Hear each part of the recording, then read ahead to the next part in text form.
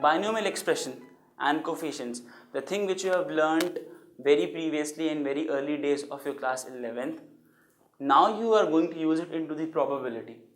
If you are going to repeat a certain amount of experiment n number of times and the outputs are fixed, success and failure, in that condition and case we use binomial trials and binomial experiment.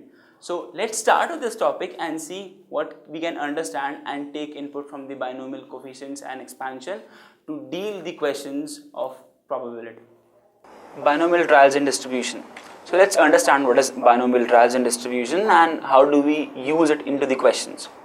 So for this to understand, we'll have to consider a random experiment whose outcome can be classified into two parts. It can either be a success or a failure.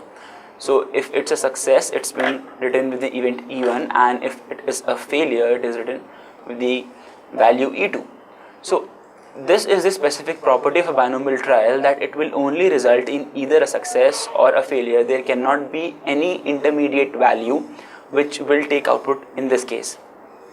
So in order to quantify this in terms of mathematics, we have assumed certain probabilities, and the probability of having success is P, the probability of having a failure is Q, and the most important thing into binomial trials is this, that in any trial, always the sum of P and Q will end up into 1. So what we can say is that either the P is going to happen or Q is going to happen. P and Q are mutually exclusive and exhaustive events because occurrence of one is totally preluding the occurrence of the other. Moving further, so there are certain assumptions and certain specifications that are there into the binomial trials. The first one is the values don't vary from trial to trial, which means if the value of success is P for the first trial, it is going to remain for the second, third, fourth and so on coming trials, and if the value of failure is Q, suppose, it is going to remain same for the whole set of trials. And the second most important thing is different trials are totally independent. The occurrence of success in nth trial is totally independent in the n plus 1th trial. There is no dependence on the occurrence of results in any trial, which means if I am doing n trials, it is equivalent to say that I have done n independent experiments in which the outcomes are just to either success or a failure, and those kind of experiments are known as binomial experiments, and the different trials that we do for them is known as binomial trials.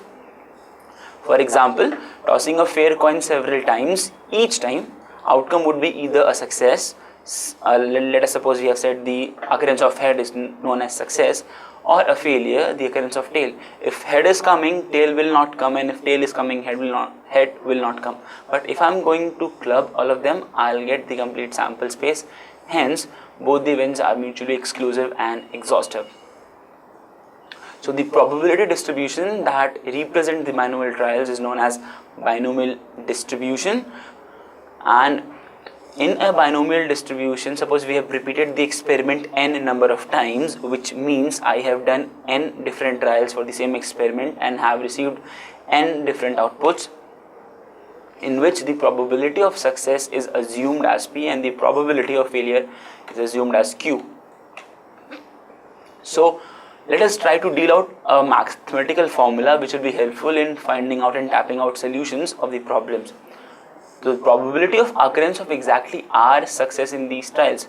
Suppose I am revolving and rotating a coin 5 times and I am saying that if head comes, it's a success. Suppose the pattern that I have received is head, tail, head, head, tail.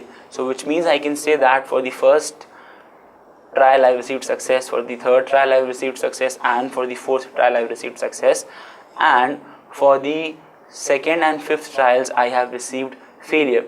So getting 3 success if is my motive, so the 3 success can be placed anywhere, so which means I have to do nothing but out of 5 different things I have to pick 3.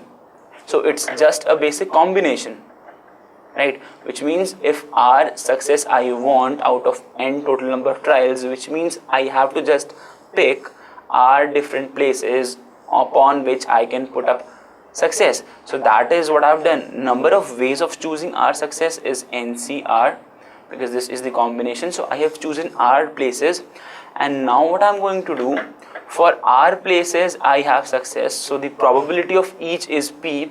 So P raised to the power R for the R success, and for the N minus R remaining, which is N is total number of trials and R is the number of cases in which I need success. So N minus R is going to be the number of failures. So the probability of occurrence of the event in which R successes are there and N minus R failures are there is nothing but P to the power R into Q to the power N minus R.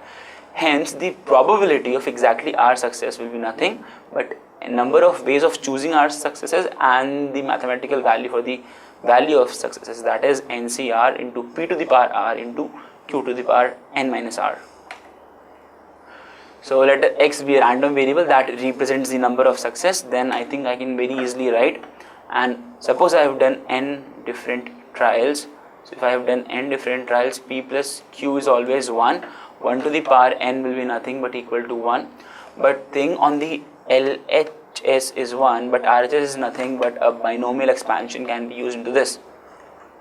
From the knowledge of binomial theorem, I can use binomial expansion, and if I use binomial expansion, I can very well say that NC0 P to the power 0 Q to the power n, NC1 P to the power 1 Q to the power n minus 1, and similarly it will go on till NCn P to the power n. That is what is going to give me the final result, where X is nothing but the number of successes, and that can vary from 0, 1, 2, 3 R till n. And the final formula is this, that is, if I need R exact successes, so what I'll do, I'll just put up the value of X as R into this formula and I'll receive the answer. So this is what is the final formula. So in that respect, this is very easy to understand. So if you have understood it properly, then the next three things will be very, very, very easy for you. So the first is the probability of exactly R successes in n trials. Now see, there is a summation, but if I just need R successes, which means I am catering to a single value, so this must be a simple answer, because I can choose NCR and then P to the power R and Q to the power n minus R if I need exactly R successes. So that is what is explained with the limits. So R is ranging from R to R, which means I'm only considering one value, which is R, and NCR PR Q to the power n minus R is the answer. I hope it is clear. The next thing is probability of at least R successes in n trials. This shows that I can at least have R, R plus 1, R plus 2 until n. So I can start with a minimum of R and I can reach up to the n. So that is what is represented by the sigma sign n.